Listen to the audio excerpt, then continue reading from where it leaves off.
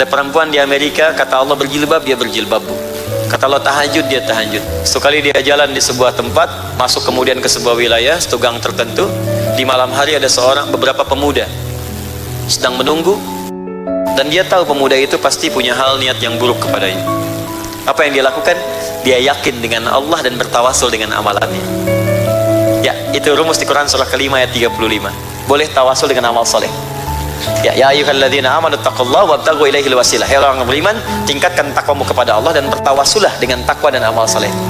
Maka dia bertawasul dengan amalannya, dia kuatkan niatnya kepada Allah dengan perlindungannya. Dia yakin betul karena dia sedang mengamalkan apa yang telah Allah perintahkan, dan dia sedang menagih apa yang Allah janjikan.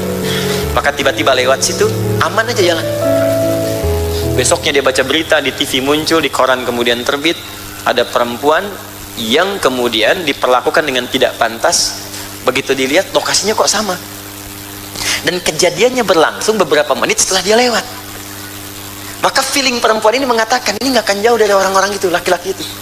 Maka dia datangi kepolisian setempat, kemudian dia sampaikan, dia pengen tahu di mana ininya, korbannya, ditanyakan gini. Terus kemudian dia sampaikan, apa yang kamu ketahui informasinya? Ya, yang saya ketahui begini, ditanyakan, betul, lokasinya di mana? Betul. Peristiwanya kapan? Betul. Diberikanlah info, ciri-cirinya bagaimana? Disampaikan ciri-cirinya. Si perempuan tadi menguatkan. Begitu kemudian sudah dilihat, sketsanya muncul, dicari orang itu, ditemukan, ternyata benar mengakui perbuatannya. Yang paling menarik, perhatikan kata-katanya. Karena penasaran, si perempuan muslimah yang berjilbab tadi datang mengatakan, kamu kan tahu, sebelum perempuan tadi lewat, kan saya yang lewat duluan. Kenapa saya tidak diganggu? Kenapa saya tidak diganggu? Sementara yang setelah saya kau perlakukan dengan cara yang tidak pantas. Apa jawab preman-preman tadi? Mereka mengatakan, bagaimana kami bisa mengganggu? Di samping kamu itu kanan kiri ada bodyguard yang badannya besar-besar. Tuh. Wa ramaita idh ramaita walakinnallaha rama. Ya, bukan kau yang melempar, tapi Allah yang memberikan perlindungan. Tsumastaqamu tatanazzalu alaihimul malaikah alla takhafu wala tahzanu wa abshiru bil jannati allati kuntum tu'adun. Orang-orang yang beriman, istiqomah dengan keimanannya, mengamalkan apa yang Allah perintahkan, akan kami turunkan malaikat yang melindungi dia dalam aktivitasnya, dan dijaga orang ini supaya nggak sedih, kuat. Situasi apapun tegar, kuat, siap, dan mentalnya luar biasa indah. Siapa mereka? Siddiqin. Maka sekarang berlatih dengan amal soleh, keluarkan amalan-amalannya, yakin dengan Allah, yakin dengan petunjuk Rasul, kerjakan dengan baik. Nanti Anda akan lihat bagaimana itu akan berubah diri kita dalam kehidupan. Siap insya Allah?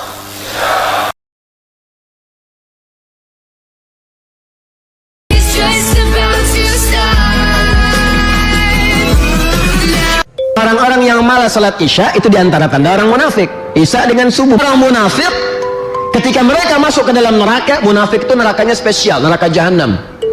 Nah, jadi jangan jadi orang munafik, hati-hati. Munafik itu spesial, nerakanya neraka apa? Jahanam. Ya, dikumpulkan dengan orang kafir. Itu ada di Quran surah keempat, ayat 140, paling kiri sebelah bawah di mushaf.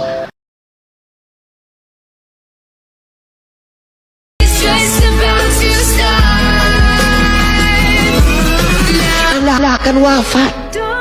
Anda wafat. Anda sudah siap, silahkan. Kata Allah, Anda beramal saleh, saya siapkan surga untuk Anda. Anda beramal salah, ini ada ancaman saya. Kalau nggak yakin silahkan, tapi Anda akan wafat.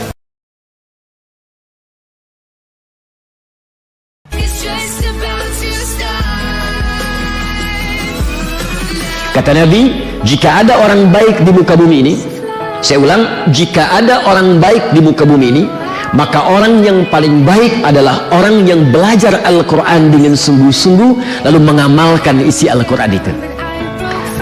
Rahasianya di hadis ini, kata Nabi, orang kalau belajar Al-Quran pasti baik, Pak. Bu. Kalau syaitan yang masuk ke dalam tubuh manusia sering mengganggu pikiran atau was-was atau membuat takut dan seterusnya, ini harus diruqyah atau seperti apa? Jadi kita bahas dulu satu persatu ya. Ada orang kesurupan syaitan itu karena syaitannya yang iseng ya. Dia syaitan iseng, dan ini biasanya dia bisa masuk kalau kita jauh dari ibadah ya, kita jauh dari ibadah. Misalnya memang kita nggak pernah zikir pagi sore, sholatnya bolong-bolong segala macam. Nah ini kalau kita datang ke satu lokasi, syaitan seperti penjahat lagi lewat, dia kemudian mengganggu gitu. Nah ini biasanya lebih mudah untuk keluarkan, karena dengan dia ibadah, dia lari ke ibadah, maka syaitannya akan merasa kegerahan, kemudian dia akan keluar, gitu kan. Yang kedua, syaitan juga bisa masuk kalau dia marah karena ada perbuatan kita yang membuat dia marah. Seperti misal kasus, kita kan dianjurkan untuk tidak menyiram air panas atau kencing sembarangan di tempat kosong, kecuali sudah baca Bismillah atau isti'adzah, a'udzubillahi minasyaitonirrajim, gitu kan.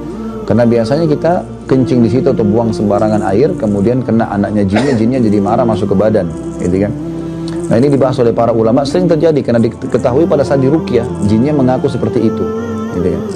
Kalau poin yang pertama tadi itu yang masalah orang lalai dari ibadah, pernah terjadi di Madinah, mahasiswa dari Rusia dia. Saya masih ingat dulu, subhanallah, anak ini setiap kali azan maghrib nggak ke masjid, dia malah tunggu azan maghrib lalu dia masuk mandi di kamar mandi. Berulang-ulang terjadi, akhirnya dia kesurupan, kemasukan jin. Lalu dibawa kepada seorang peruqyah di salah satu di sudut kota Madinah, ada di bawah gunung, namanya Syekh Abdullah. Beliau kadang-kadang kalau ruqyah sering direkam, gitu kan. Maka dibawalah ke sana. Lalu waktu di ruqyah, jinnya mengaku kalau orang ini selalu lalai. Lagi azan dia pergi masuk kamar mandi tempat kami masuk menyelamatkan diri. Saya lihat orang ini buka diri, maksudnya terbuka, maka saya masuk. Dan kalau ditanya, lalu apa tujuannya syaitan masuk ke dalam badan? Banyak. Yang pertama, dia mudah menguasai. Dia bisa menguasai kita sehingga dia sesat. Dia menyesatkan kita. Karena kan tugas utama syaitan dari iblis menyesatkan kita. Makanya kata Nabi SAW, kalau kalian sedang menguap, tahanlah. Baik tahan dengan bibir atau kita tahan dengan tangan. Karena kalau dia buka, maka syaitan akan masuk ke dalam tubuhnya dan menguasainya. Jadi dia bisa menguasai sebenarnya, gitu kan. Apalagi kalau lagi sholat. Jadi ini contoh-contoh. Jadi yang pertama bisa saja kena kelalaian kita maka dia masuk. Yang kedua karena dia iseng, gitu kan. Yang ketiga karena dasarnya kitanya manggil-manggil. Kitanya suka manggil-manggil, ya. Ini biasanya orang yang kayak semua kasih sesajen di gunung-gunung, di gua, di lautan, lalu dia panggil-panggil, wahai penjaga gua, apalah penjaga gunung, panggil-panggil namanya. Nah ini biasa kena panggil-panggil nanti dia bisa kesurupan.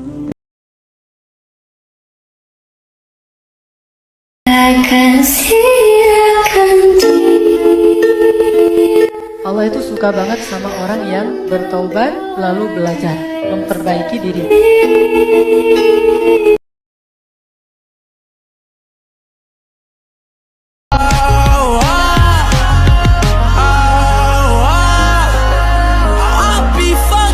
If you can't be right, yeah. I do the same thing. I told you that I never would. I told you I changed, even when I knew I never could. Know that I can't find nobody else as good as you. I need you to stay, need you to stay.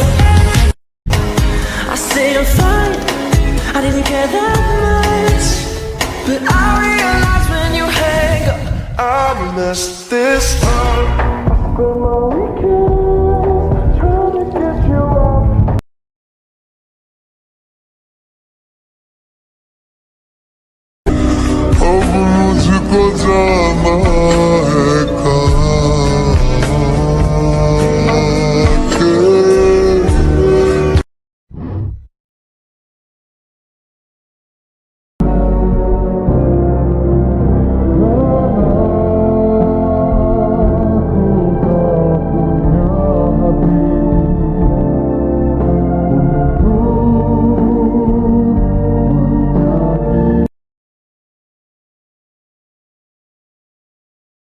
Bismillahirrahmanirrahim.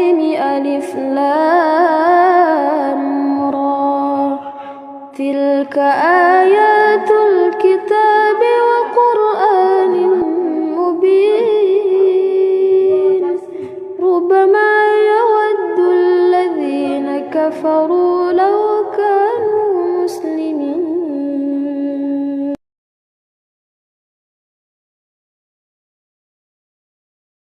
Aku memang tertarik padamu, namun aku lebih sayang orang tuaku.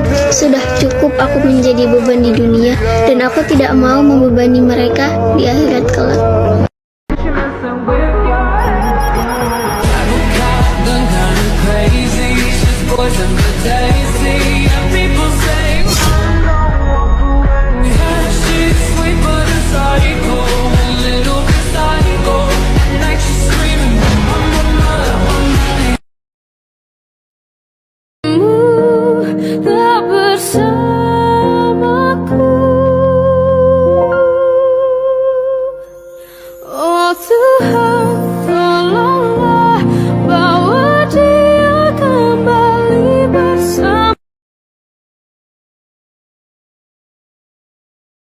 Pernah tak dalam sehari tu TikTok ataupun IG kita dipenuhi dengan video-video dakwah?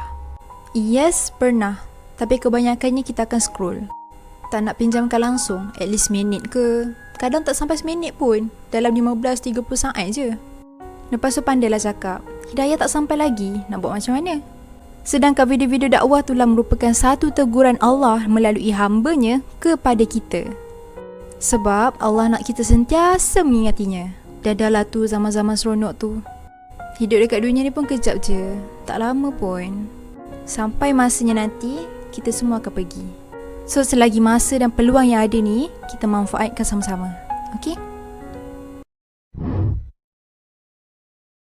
Pernah nggak sih khawatir kalau sholat kita nggak ada yang keterima? Atau kita udah usaha buat khusyuk banget pas sholat tapi nggak khusyuk-khusyuk? Di satu video ini nggak pakai part 2, part 3, gue mau sampein beberapa tips yang semoga bisa ngebantu kita perbaikin khusyuknya sholat kita. Tips pertama supaya kita tenang dulu dari mikirin sah nggak ya sholat kita karena soal khusyuk tadi. Kita harus tahu ada hadis dari Ammar bin Yasir radhiyallahu anhu, Nabi SAW bersabda, Inna rajula la yansarifu wa ma kutiba lahu illa ushru sholatihi tus'uha sumunuha subu'uha sudusuha khumusuha rubu'uha sulusuha nisfuha. Ketika seseorang selesai dari sholatnya, pahala yang dia dapatkan kalau nggak 1/10 sholatnya, atau 1/9, atau 1/8, atau 1/7, atau 1/6, atau 1/5, atau 1/4, atau setengah pahala sholatnya. Ibnu Abbas mengatakan, laisa laka min sholatika illa ma'aqalta minha. Kamu nggak dapat pahala dari sholatmu selain apa yang kau renungkan dari sholatmu. Jadi pahala sholat kita tergantung level khusyuk kita pas sholat. Utsman bin Maz'un pernah berkata, wahai Rasulullah, kadang aku ketika sholat suka berkhayal dan kadang aku kembali khusyuk lagi. Kata Nabi SAW, itu syaitan berjulukan khinzib atau khonzab. Dia bertengker di sebelah kiri kuping orang yang sholat, mengingatkan segala hal yang tadinya hamba ini nggak ingat. Sampai seseorang itu lupa, bahkan tidak tahu rakaat berapa yang udah dia kerjakan di sholatnya. Kata Nabi SAW, kalau datang kepadamu, maka ucapkan isti'adzah, a'udzubillahi minasyaitonirrajim, terus meludah ke kiri dengan meniupkan tipis 3 kali. Tuh. Kita praktekin nih, tiap kita mulai ada khayalan atau ingatan apalah. A'udzubillahi. Di hadis tadi kita lihat gimana setiap orang pasti diganggu dan Nabi SAW nggak perintahkan sahabat tadi untuk ngulang sholatnya. Jumhur ulama menyimpulkan khusyuk 100% dalam sholat itu hukumnya nggak wajib karena hampir nggak mungkin semua manusia bisa khusyuk sepenuhnya. Selama yang nggak khusyuk tadi itu nggak dominan, sholatnya sah, tapi makin nggak khusyuk makin kurang pahalanya, bahkan bisa sampai habis. Tips berikutnya, perbaikin wudhu kita. Para ulama sering ingatkan kalau nggak benernya wudhu kita bisa jadi penyebab sholat nggak khusyuk. Tips ketiga ini penting buat yang suka was-was nih, bikin checklist apa-apa yang suka tiba-tiba kepikiran pas sholat. Misal kompor udah mati belum, keran udah mati belum, atau rumah udah dikunci belum. Checklist semuanya. Kompor, keran, pintu. Kompor, keran, pintu. Kompor, keran, pintu. Berangkat deh. Tips 4, pakai pakaian sholat yang nyaman. Tips 5, usaha istiqomah fokusin pandangan ke arah sujud. Tips 6 penting nih, sedikit-sedikit kita pelajarin makna bacaan sholat. Makin kita paham tiap bacaan, makin kita khusyuk insyaAllah. Tips terakhir, usaha sholat di soft yang terbaik, pakai alas yang terbaik. Soft paling depan, karena anak-anak sama orang-orang yang suka berisik, bercanda semua di belakang. Plus soft paling depan itu pahala paling gede dan paling bersih softnya. Biasanya makin belakang makin kotor softnya. Lalu makin bagus alas buat kita sujud sama duduk, makin khusyuk sholat, makin kuat lama-lama sujud. Gue pengen rekomendasiin kalian toko sajadah, kualitasnya timur tengah banget, tapi lucunya harganya kayak kita beli gorengan. Semua sajadah ini gue dapat dari toko serba sajadah, bagus-bagus banget. Dan semua yang punya gue ini harga 15 ribuan. Kualitas mereka nggak main-main. Bahannya sujudable banget. Mereka ada dari yang 6 ribuan sampai yang ratusan ribu. Sajadah mereka semua tangan pertama dari pabrik, makanya murah-murah. Nasihat dari Mama Syafi'i. Jika engkau ingin hidupmu terhindar dari kehinaan, agamamu menjadi sempurna, dan harga dirimu terjaga, maka jangan biasakan mulutmu menyebutkan aib orang lain.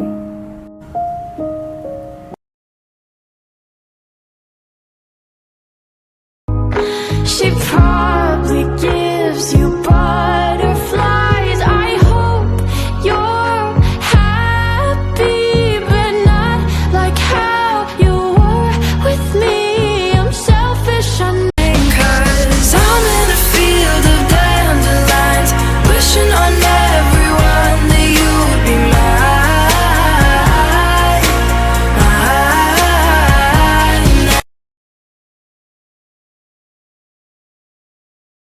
Buat kita yang malas ibadah, please lihat video ini bentar. ما رأيك أن أعرفك على صديقي في اليمن معاق يمشي للمسجد كل يوم وأحيانا يزحف زحفا لكي يصل. هل تظن أن هذا كل ما في الأمر؟ لا، إنه حريص على الصف الأول، يأتي مبكرا ويقرأ القرآن، يتكلم بصعوبة ولكنه يضغط على إعاقته بإصرار لكي ينطق القرآن بصوته مع ما في ذلك من تعب.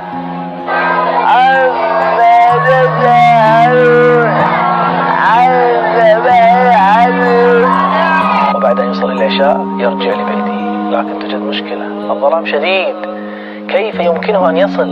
إنه يتعلق بأي مصل خارج من المسجد يساعده بالوصول لبيته مع بعض الإضاءة اليدوية. لماذا كل هذا؟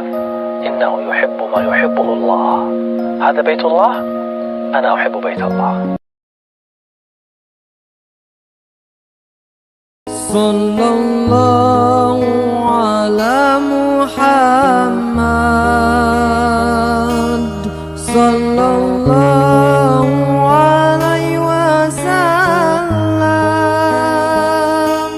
صلى الله على محمد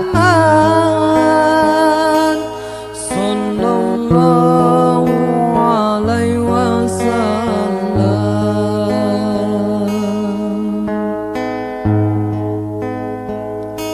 يا حبيبي يا محمد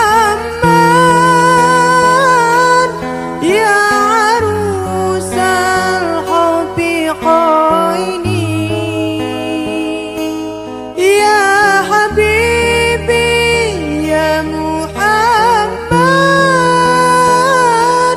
يا عروس الحب عيني. يا معايد يا مجد يا